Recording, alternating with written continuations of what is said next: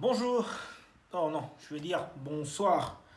Tellement que j'ai eu une journée très surchargée, j'en suis arrivé jusqu'à même à perdre la notion du temps.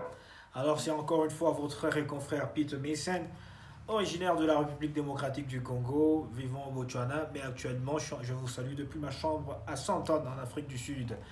Alors c'est toujours un plaisir de me retrouver encore une fois au pays de Mandela, au pays de Shaka Zulu. Et c'est à partir de ce très beau pays qui fait la fierté de l'Afrique australe et pourquoi pas de l'Afrique tout entière que je suis en train de vous faire cette petite vidéo. Alors sans plus tarder, allons tout droit au but. Aujourd'hui, je voudrais parler d'un grand sujet, bon, un grand petit sujet. Je voudrais parler tout simplement du personnage de Moïse. Moïse, Moïse dans la Bible, le seul et l'unique, le Moïse qui a divisé la mer Rouge en deux et qui a fait passer les peuples d'Israël au travers des eaux. Le grand Moïse de la Torah. Je voudrais essayer un peu de parler du personnage. Alors, une fois, j'étais en train de discuter avec un ami, je lui ai posé la question, le christianisme vient d'où? Alors, il m'a dit rapidement, le christianisme vient du judaïsme. En fait, c'est en fait la version la plus raffinée. Vous voyez un peu la propagande chrétienne, quoi. Alors pour lui, comme on l'a toujours flanqué beaucoup d'idées dès le bas âge, dès sa tendre enfance, pour lui, il dit que le christianisme, c'est la version la plus raffinée du judaïsme. Donc, au moins, on était d'accord sur une chose, que le christianisme tirait son origine du judaïsme. Je lui dis, ah ok, d'accord, donc au moins le christianisme a un géniteur. On est d'accord sur ce point-là. Il dit, oui, oui, oui. Qui a commencé le christianisme? Il me dit, bon, le christianisme a commencé avec Jésus. Quoique Jésus n'a jamais commencé le christianisme en temps normal, nous savons que celui qui a formalisé le christianisme sous forme de religion avec des préceptes et des doctrines, c'est Paul, l'apôtre Paul. Anyway, je ne voulais pas entrer vraiment trop dans ces détails avec lui, parce que ce n'était pas là en fait mon sujet. Mon sujet, c'était d'essayer un peu de remonter un peu plus loin. Alors je suis revenu sur le sujet de lui demander le géniteur en fait du christianisme, c'est du judaïsme, on est d'accord. Il dit oui, oui, parce que le christianisme c'est la complétude, la partie complète du judaïsme. Ce qui avait été autrefois annoncé dans le judaïsme à travers la Torah de Moïse, c'est ce que Christ est venu accomplir. C'est ce qu'il est venu accomplir en fait dans, dans, dans le Nouveau Testament. Alors j'ai dit, alors remontons un tout petit peu au Nouveau Testament. Il me dit d'accord, je suis d'accord avec toi, on peut y aller. Alors on est arrivé là. Je lui ai demandé alors le judaïsme, d'où crois-tu qu'il est venu d'où? Il me dit, ouh, tu sais quoi, le judaïsme vient de Moïse. Je dis, ah ok, Moïse qui est monté en fait sur la montagne et Dieu lui a donné les 10 commandements. C'est à partir de ce moment-là que le judaïsme naît. J'ai dit, ah ça, toi tu es un très bon lecteur de la Bible, exactement comme moi, parce que je suis aussi un grand lecteur de la Bible. Désolé de m'octroyer ce titre, mais je crois que je suis un grand lecteur de la Bible parce que j'ai quand même lu la Bible plus de 7 fois. Je crois que c'est assez suffisant pour connaître les histoires, au moins sur le plan historique et narratif du livre, j'en sais un peu plus. Et j'ai fait, nonobstant le fait de simple lecture, j'ai fait beaucoup d'investigations, beaucoup de critiques historiques, beaucoup de critiques même spirituelles sur la Bible. Donc j'en sais un peu plus que d'ordinaire. Alors je lui ai demandé alors, parle-moi un peu du judaïsme. Il est parti d'où le judaïsme? Mais non, le judaïsme est parti de Moïse. Moïse, Dieu lui a donné les lois et à partir de cela, Moïse a fondé le judaïsme. Je lui ai demandé, est-ce que tu crois que le judaïsme c'est une religion? Il me dit, bon, c'est une religion au sens, comment on dit, au sens contemporain du terme. Je dis, ok, d'accord. Alors, Moïse, Moïse a eu a fondé une sorte de religion et c'est sur base de cette religion que c'est cette religion en fait qui a dicté la conduite et la marche depuis l'histoire du peuple juif. Je dis d'accord. Je dis mais d'où crois-tu que Moïse a appris ça? Il dit non, c'est Dieu lui-même en personne qui lui a donné ça. J'ai dit ah ça au moins c'est super. Tu sais qu'en fait tous les ce que j'aime c'est que tous les fondateurs des mouvements religieux ils ont toujours pour point de départ Dieu. Non, est-ce que c'est vraiment une hypothèse ou une théorie qu'ils formulent tout simplement pour donner un argument d'autorité à leur concept? Bon, peu importe. Mais moi, je crois que je lui ai demandé alors, qu'est-ce que tu sais de la vie de Moïse? Il me dit, là, Moïse, c'est un juif. J'ai dit, ok, d'accord. Mais Moïse, qu'est-ce que tu sais de la vie de Moïse? Oh, je sais que Moïse est né en Égypte. J'ai dit, ah donc, et l'Égypte se trouve sur quel continent? Il me dit, l'Égypte se trouve en Afrique. J'ai dit, est-ce qu'on peut au moins être d'accord que Moïse est africain sur ce point-là? Il dit, non, Moïse n'est pas africain, Moïse est juif. Il dit, bon, d'accord, au moins, comment on dit, la nationalité d'origine, s'il faut l'appeler ainsi. Je m'en fous au moins de ses origines en termes biologiques, mais au moins le fait qu'il soit né sur le territoire africain. Donc Moïse serait un Africain, au moins sur base de cette simple définition. Et si par exemple, à cette époque, la nationalité égyptienne s'octroyait par juste le droit de nationalité, plutôt de naissance sur la terre égyptienne, c'est-à-dire que Moïse en temps normal était un Égyptien. Et d'ailleurs, plus tard, même quand il fuit de chez Pharaon, il va se rendre chez Madian, les peuples là de cette contrée, il appelait un prince des Égyptiens, un Égyptien, c'est-à-dire qu'il avait tout d'un Égyptien. Donc Moïse est un Égyptien, fut un Égyptien. Et bon, quant à savoir c'est qu'il en reste, ça je ne sais pas. Mais au moins Moïse, nous savons que c'était un Égyptien.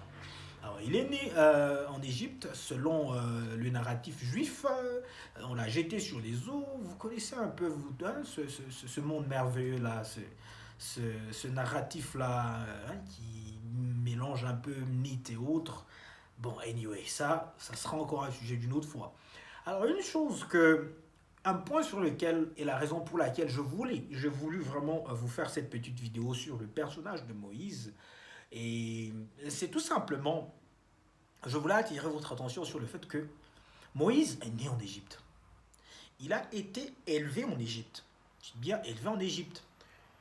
Et non pas n'importe où. C'était pas un fils de paysan. Il a été élevé en Égypte dans la maison de Pharaon. Alors s'il faut revenir, nous sommes dans l'Antiquité. Dans l'Antiquité, l'Égypte était la première puissance, je veux dire la puissance mondiale. Donc l'Égypte était les États-Unis d'aujourd'hui, s'il faut le dire ainsi. Donc en termes de scientificité, l'Égypte était la nation la plus avancée. En termes d'éducation, la nation la plus avancée. En termes de religion et des préceptes, la nation la plus avancée. En termes de technologie, la nation la plus avancée. Alors, si nous postulons l'hypothèse selon laquelle Moïse a été élevé dans la famille de Pharaon, c'est-à-dire qu'il a bénéficié en fait de l'excellence de toute l'éducation qui y est attachée. C'est-à-dire que Moïse bénéficiait des meilleurs profs de l'époque. Vous voyez un peu cela. Et cela n'a pas duré 5 ans, 10 ans, 20 ans, 30 ans, non, 40 ans, parce que la Torah renseigne que Moïse a quitté la maison de Pharaon lorsqu'il avait 40 ans. Donc pendant 40 ans, Moïse s'est formé sur les lettres égyptiennes, sur la science égyptienne, sur la religion égyptienne, sur la technologie égyptienne, qui fut la technologie d'excellence, l'éducation d'excellence, la religion et la spiritualité d'excellence de l'Antiquité. C'est-à-dire que Moïse a eu des diplômes de toutes ces universités-là. La grande Égypte qui a fait bouger, qui a fait déplacer des grandes figures européennes telles que Hérodote, telles que Pythagore. Tous ces individus-là sont venus s'instruire en Égypte parce que ce fut l'Oxford, ce fut le Harvard University de l'époque. Et Moïse a bénéficié de tout cela, pas seulement en tant que citoyen égyptien, mais aussi en tant qu'un prince adopté dans la maison de Pharaon, pendant 40 ans. Vous imaginez si vous avez appris quelque chose pendant 40 ans, prenons un peu le système éducatif aujourd'hui. Dans 40 ans, c'est le temps nécessaire pour apprendre, pour faire maternelle, pour faire primaire, pour faire secondaire. Vous voyez déjà, donc nous sommes déjà à peu près à 15 ans déjà là. 15 ans plus 3 ans donc nous sommes déjà à 15 ans. Plus 6 ans peut-être, je sais pas moi, le système, donc on est déjà à 22 ans s'il faut faire ça. Donc à 22 ans là, pardon, je dis à 17-18 ans, on a déjà en fait maternelle, primaire, secondaire et secondaire. Et dans 40 ans, il y a également le temps de faire l'université, mais non pas seulement quel type d'université. Non, on a le temps de faire d'abord un niveau de licence, et après un niveau de licence, on a le temps de faire un niveau de maîtrise. Toujours dans 40 ans, on a encore le temps de faire un niveau de doctorat, un premier doctorat, un deuxième doctorat et un troisième doctorat. Dans 40 ans. Donc Moïse, s'il faut vraiment, parce que les Égyptiens, tels que leurs hiéroglyphes nous renseignent, c'était des individus qui étaient en études perpétuelles. En études perpétuelles, c'est-à-dire que c'était des gens qui, pour eux, ce qu'on appelle en anglais le lifelong learning, c'est-à-dire l'apprentissage à vie. C'était vraiment quelque chose de très permanent. Donc si Moïse a quitté la maison de Pharaon à 40 ans, c'est-à-dire qu'il a au moins eu 3 doctorats, l'équivalent de 3 doctorats, nonobstant son niveau de maîtrise et de licence de l'université d'excellence, la plus excellente de l'Antiquité. Alors toutes ces expériences, toutes ces connaissances, c'est là que la partie devient maintenant intéressante. Toutes ces expériences, toutes ces connaissances acquises, tous ces préceptes étudiés pendant 40 ans, ce qu'on veut nous faire croire, c'est que quand Moïse quitte la maison de Pharaon pour aller, je sais pas moi, vagabonder dans le désert, il a été, et que quand il s'est retrouvé dans ce désert-là et qu'il était maintenant sur le point de monter sa propre religion, en guillemets, le judaïsme, quand il était sur le point de monter sa religion, le judaïsme, non pas seulement le judaïsme, tout le système d'enseignement et d'études que les juifs ont dû obtenir de lui, Moïse a été frappé par une sorte d'amnésie, une sorte de perte de mémoire ou de, comment on dit déjà, de recyclage à zéro de son cerveau. Et le Dieu qui lui parlait, il a commencé à lui donner des préceptes tout nouveaux. Donc tout ce qu'il aurait appris là en Égypte, ça n'existe pas. C'est pour ça que, donc on veut nous faire croire que quand tu prends la Bible juive, la Torah de Moïse et tout ce qui s'y trouve là-dedans, il n'y a rien des préceptes égyptiens là-dedans, il n'y a aucune connaissance, aucune pratique de la spiritualité égyptienne là-dedans, il n'y a rien. C'est toute une nouvelle religion, toute une nouvelle école, tout un nouveau concept qui a été monté par un individu qui a été formé en Égypte pendant 40 ans, avec l'équivalent aujourd'hui dans le monde contemporain, avec l'équivalent de licence, maîtrise et 3 doctorats, voire même 4, parce que dans 40 ans, vous avez le temps de faire même 4 doctorats. Voyez-vous un peu? Donc c'est cela qu'on veut nous faire croire. Que entre le judaïsme n'a aucune connexion avec la spiritualité et les sciences et la connaissance égyptienne antique. Tout simplement parce que Moïse, qui fut formé en Égypte pendant 40 ans, quand il a voulu commencer le judaïsme, il a été frappé par une forme d'amnésie. Tout simplement une table rase. Il a été recyclé à zéro, il a commencé à monter des préceptes et un mode de vie complètement nouveau, from nothing, comme on dit, à partir des zéros. S'il est seulement...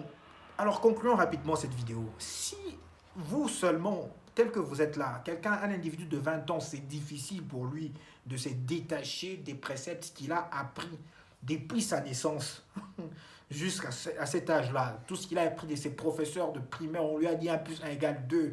C'est vraiment difficile de remettre en cause ces vérités-là. Que dire d'un individu de 40 ans? Alors, chers Africains, encore une fois là, il faut reconnaître ce qu'on appelle le détournement. Les détournements et le piratage, le vol d'une propriété intellectuelle. Ça s'appelle tout simplement du plagiat. Le judaïsme, la Torah de Moïse, c'est un plagiat intellectuel. Et pourquoi est-ce que nous l'appelons plagiat? Je crois qu'il mérite vraiment ce nom-là. Tout simplement parce que le plagiat, c'est une pratique, c'est un crime en temps normal, c'est un crime intellectuel qui consiste à reproduire les idées d'une autre personne et sans toutefois reconnaître sans toutefois reconnaître la paternité de cette connaissance-là. C'est-à-dire, je peux peut-être prendre quelque chose de quelque part, je l'utilise dans mon livre, mais je ne cite pas l'auteur. Je l'ai fait passer comme si c'était moi qui en étais l'auteur. C'est un crime intellectuel. C'est un détournement de propriété intellectuelle. C'est cela qui s'est passé avec l'histoire de l'Afrique depuis sa genèse. Les grands, tels que les Hérodotes, Hippocrate, Pythagore, ils sont venus, ils ont vraiment bénéficié de la connaissance intellectuelle, de la science des Égyptiens, mais quand ils sont rentrés chez eux, qu'est-ce qu'ils ont fait? Ils ont fait exactement comme Moïse, et ils ont fait exactement comme tous les Occidentaux, ce qu'ils ont toujours fait vis-à-vis de l'Afrique. Ils ont fait passer ces théorèmes, ils ont fait passer ces concepts comme si c'était les leurs propres, sans en reconnaître la paternité à l'Afrique. Voilà pourquoi le judaïsme est tout ce que les Européens peuvent vous proposer aujourd'hui. Ce n'est que du plagiat de notre civilisation.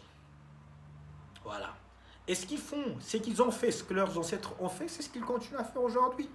Ils vont chez moi, ils volent du coltan, ils prennent du coltan, ils vont transformer les coltans en téléphone et quand ils ramènent ça, ils disent que voilà, ça c'est made in China, ça c'est made je sais pas où. C'est l'histoire qui se répète et c'est à la nouvelle génération que nous sommes de prendre de nouvelles mesures, de nouvelles précautions pour changer la donne. Nous sommes forts ensemble. Afrique unie, Afrique prospère. Je vous aime tout autant que vous êtes partout où vous vous retrouvez sur notre beau et chaleureux continent. Je vous aime. Cameroun, Côte d'Ivoire, Sénégal, Bénin, Mali, Togo, Kenya, Zimbabwe, Namibie, Angola, Burundi et que sais-je. Je ne peux juste pas avoir le temps de citer tous les 54 États africains. Beaucoup d'amour pour vous. Depuis le pays de Mandela et de Chaka Zulu, Pete Mason. I love you. Otep à tous. Bye bye.